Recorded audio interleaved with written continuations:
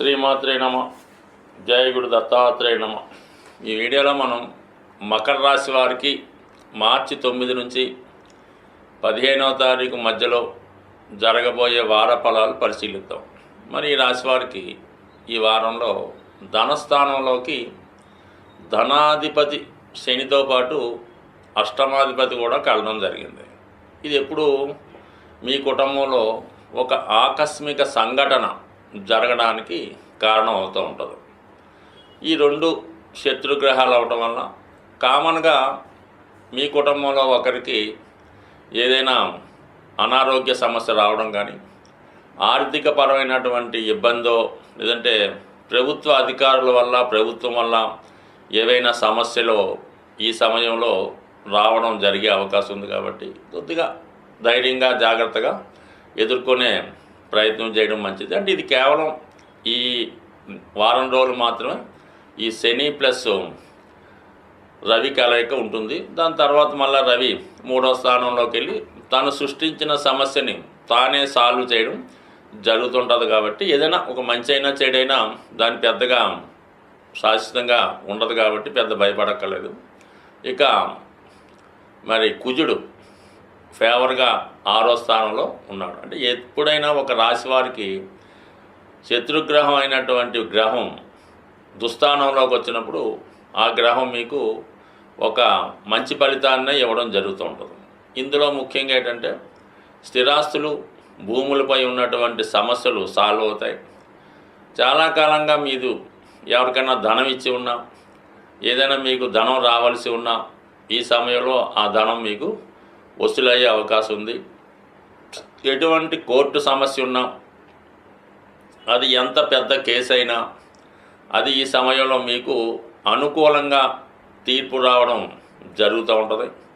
అలాగే మీరు real estate వ్యాపారంలో కానీ, క్రీడారంగంలో కానీ, లేదంటే ఏదన్నా వైద్య వృత్తిలో ఉంటే కంపల్సరిగా మీ వృత్తిలో నాణ్యత, క్వాలిటీ పెరుగుతుంది. అలాగే మీకు ఆర్థిక పరంగా సక్సెస్ ఉంది.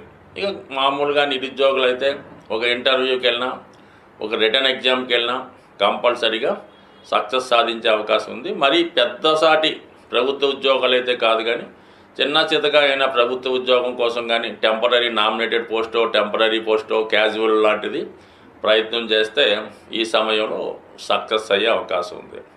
ఇక ఈ రాశికి యోగకారకుడైనటువంటి శుక్రుడు 3వ స్థానంలో ఉచ్చస్థితిలో ఉండడం వల్ల ఇది స్త్రీలకు చాలా అనుకూలించే అవకాశం ఉంది.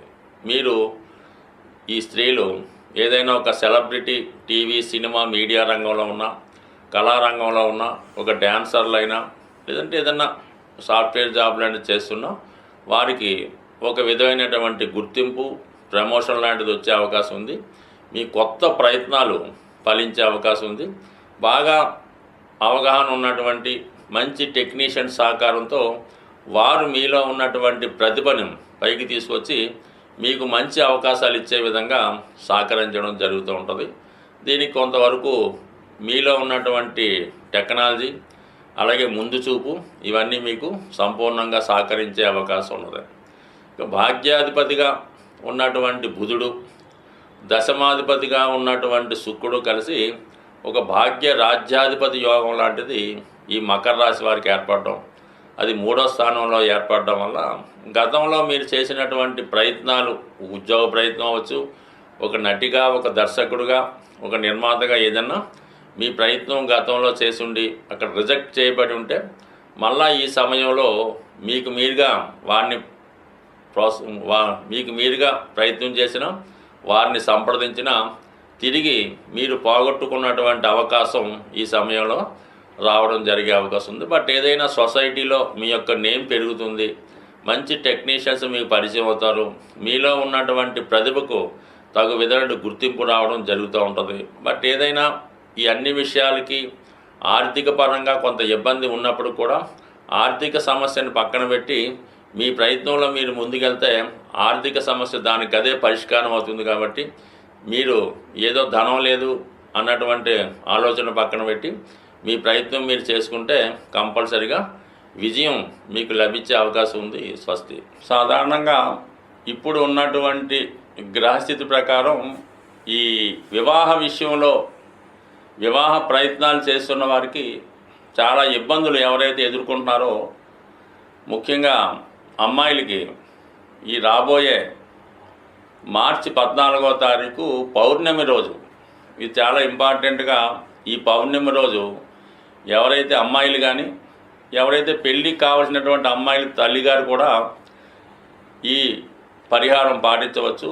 ఆ రోజు అమ్మవారి ఆలయంలో లేదంటే మీ గృహంలో అయినా పర్వాలేదు, చక్కగా పాయసం అంటే కొత్త బియ్యంతో ఆవు పాలతో పాయసం తయారు చేసి అమ్మవారికి నివేదన చేయడం వల్ల ఆ ప్రసాదాన్ని కనీసం ఒక 2-3 ముత్తైదువుల కన్నా ప్రసాదంగా పెట్టడం వల్ల, మరియు ఆ పౌర్ణమి రోజు సాయంకాలం పూట చక్కగా లలితా సహస్రనామాన్ని పారాయణ చేయడం వల్ల అమ్మాయిలకి వివాహం తొందరగా జరిగే అవకాశం ఉంటుంది. అలాగే చాలా వరకు ఈ గృహంలో ఆగ్నేయ భాగంలో, అంటే మీరు అద్దెకున్నా లేదంటే సొంత గృహమైనా ఆగ్నేయ భాగంలో దోషం ఉన్నప్పుడు, అంటే నూతులు కానీ గోతులు కానీ టాయిలెట్స్ కానీ సరిగ్గా మెయింటైన్ చేయనప్పుడు, మరి ఈ ఆగ్నేయ దోష ప్రభావం వల్ల మీ కుటుంబంలో ఉన్నటువంటి స్త్రీలకి అనారోగ్య సమస్యలు, యజమానురాలకి అలాగే అమ్మాయిలకి వివాహ సంబంధాలు కుదరకపోవడం, కుదిరిన పెళ్ళైనా ఏదో కారణం వల్ల పుట్టింట్లోనే స్థిర నివాసం ఏర్పరచుకునే విధంగా ఈ ఆగ్నేయ దోషం ఇబ్బంది పెడుతుంటుంది. కాబట్టి మరి అది కూడా వీలైతే సరి చేసుకుంటే మరి మీ కుటుంబంలో అమ్మాయిలకి వివాహం జరుగుతుంది. ఇక అబ్బాయిల విషయంలో వాళ్ళు ఏ పని చేయకుండా ఇంట్లోనే తిష్ట వేస్తూ, మరి చదువు పూర్తయినా కూడా ఉద్యోగానికి వెళ్లకుండా ఉన్నవాళ్ళు మీ గృహంలో ఈశాన్య భాగంలో దోషం ఉందేమో గమనించండి. ఆ ఈశాన్య భాగంలో దోషం ఉన్నప్పుడు కామన్గా మీ మగపిల్లలు ఎందుకు పనికి రాకుండా, అంటే మంచి చదువు ఉంటుంది, మంచి బుద్ధిమంతులై ఉంటారు, కానీ ఉద్యోగ ప్రయత్నాలు చేయరు, వచ్చినా కూడా అవి సరిగ్గా నిర్వహించలేకపోతుంటారు. కాబట్టి ఈ ఈశాన్య దోషాన్ని సరి చేసుకోవడం వల్ల మీకు సంతానం మగపిల్లలు అభివృద్ధిలోకి వస్తారు. ఆగ్నేయ దోషాన్ని సరి చేసుకోవడం వల్ల అమ్మాయిల యొక్క సమస్య పరిష్కారం అయ్యే అవకాశం ఉంది. సాధ్యమైనంత వరకు ఇవి చూసుకుంటూ చిన్నపాటి రెమెడీలు చేసుకోవడం వల్ల కంపల్సరీగా మీకు ఈ వివాహంలో ఉన్నటువంటి సమస్యలు చాలా వరకు తొలగే అవకాశం ఉంది. అలాగే కామన్గా ఈ పౌర్ణమి రోజు సత్యనారాయణ స్వామి వ్రతం చేసుకున్న, లలిత అమ్మవారికి లలితా సహస్రనామం చదివి కుంకుమార్చన చేసుకున్న చాలా వరకు ఈ సమస్యలు మీకు సాల్వ్ అయ్యే అవకాశం ఉంటుంది. అంటే మిగతా రోజులు చేసిన పరిహారం కన్నా ఈ పౌర్ణమి రోజు చేసే పరిహారానికి ఎక్కువ ప్రతిఫలం ఉంటుంది. అలాగే దాని యొక్క ఫలితం కూడా తొందరగా రావడం జరుగుతుంది. స్వస్తి.